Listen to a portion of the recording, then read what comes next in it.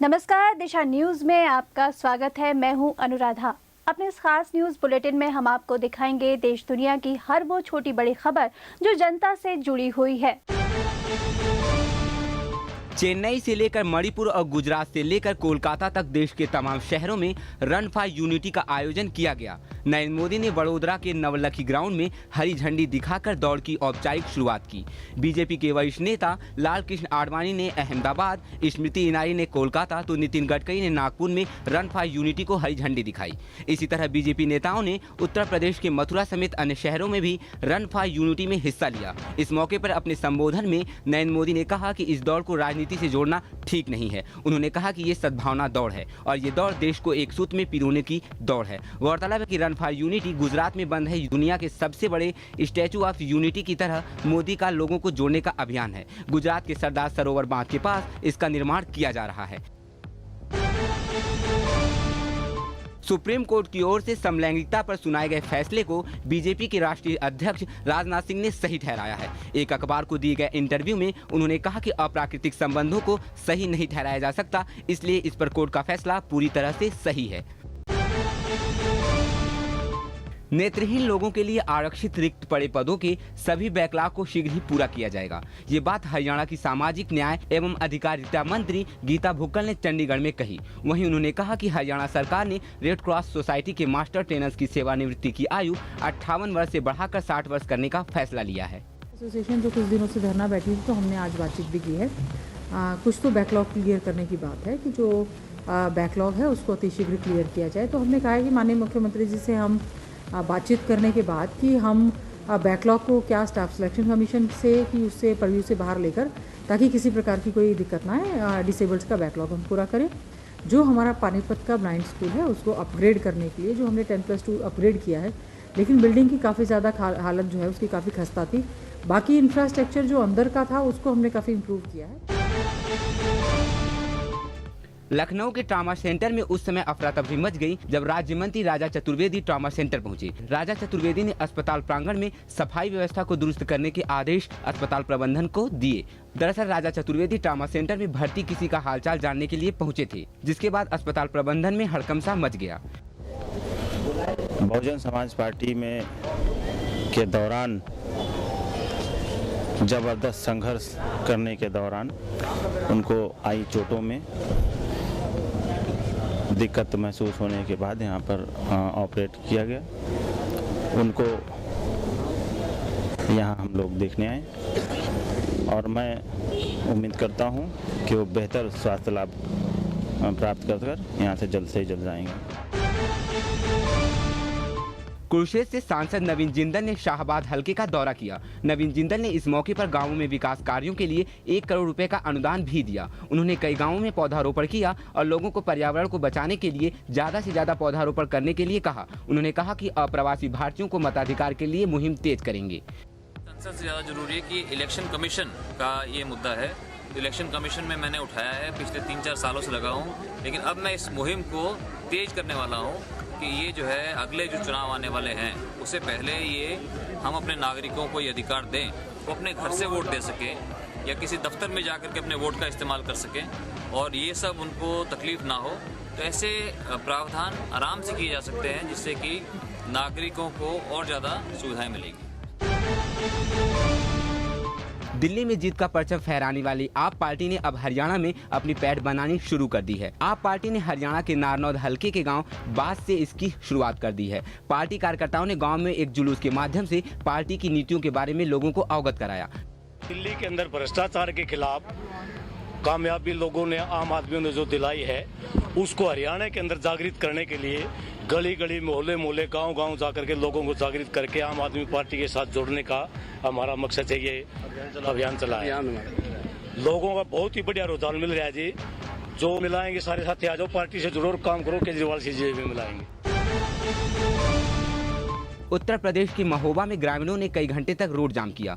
ग्रामीण सड़क की मरम्मत न होने से नाराज थे। ग्रामीणों का आरोप है कि ओवरलोडिंग वाहनों के कारण सड़क पूरी तरह से टूट चुकी है। सड़क की हालत इतनी बदतर हो चुकी है कि यहाँ पर वाहन चलाना तो दूर की बात, पैदल चलना भी मुश्किल हो चुका है। संबंधित अधिकारियों से बार बार गुहार लगाने के बावजूद सड़क की मरम्मत का काम शुरू नहीं हो पाया है। लोगों ने इस समस्या के जल्द से जल्द समाधान की मांग की है। मौके पर पहुंची पुलिस ने लोगों को समझा बुझाकर जाम खुलवाया।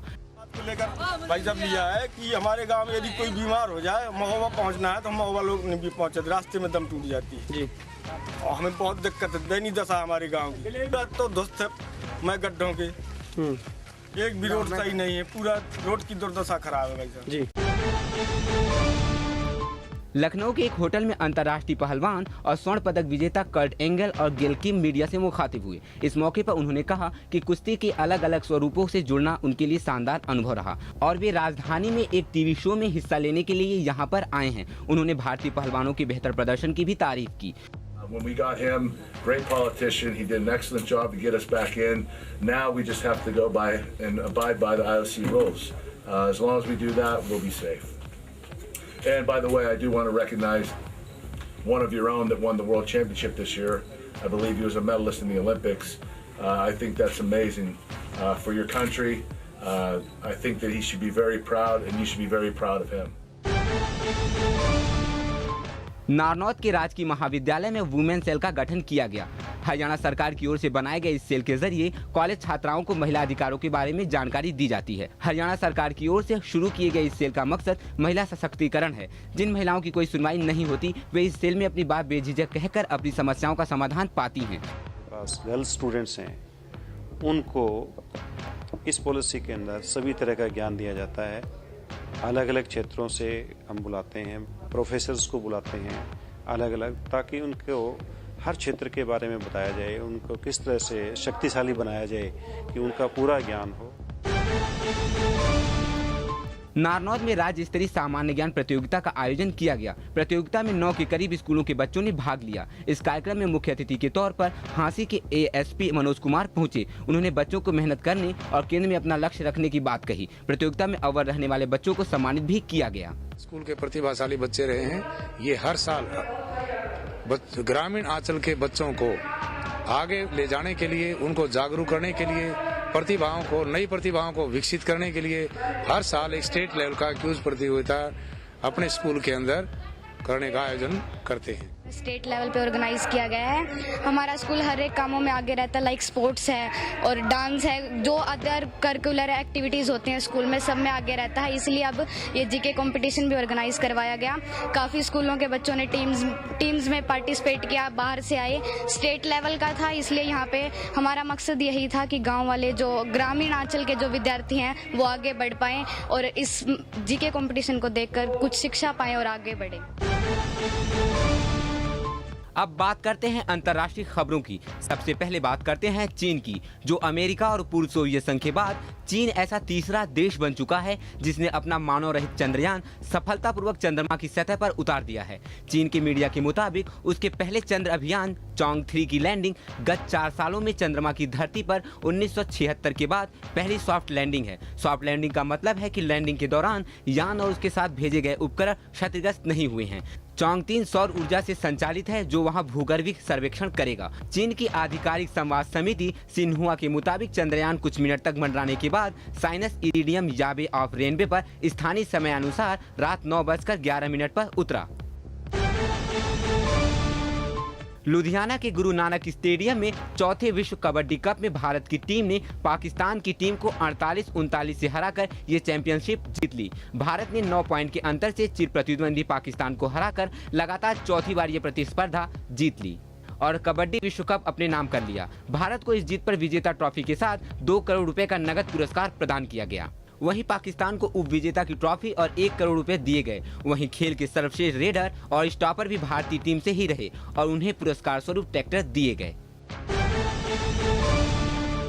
पूर्व दक्षिण अफ्रीकी राष्ट्रपति नेल्सन मंडेला का राजकीय सम्मान के साथ अंतिम संस्कार 10 दिनों के राष्ट्रीय शोक के बाद ईस्टर्न केप प्रांत के कुनु गांव में शुरू हो गया। मंडेला का 5 दिसंबर को निधन हुआ था। दक्षिण अफ्रीका की सरकारी समाचार एजेंसी SA न्यूज के मुताबिक मंडेला का अंतिम संस्कार प्रथम श्रेणी राजकीय सम्मान के साथ किया जा रहा है। अंतिम संस्कार में कूटनीतिक प्रोटोकॉल का ध्यान रखा जा रहा है और पारंपरिक जोसा प्रथा को अपनाया जाएगा। अंतिम संस्कार में 4500 से अधिक प्रशंसक हिस्सा ले रहे हैं।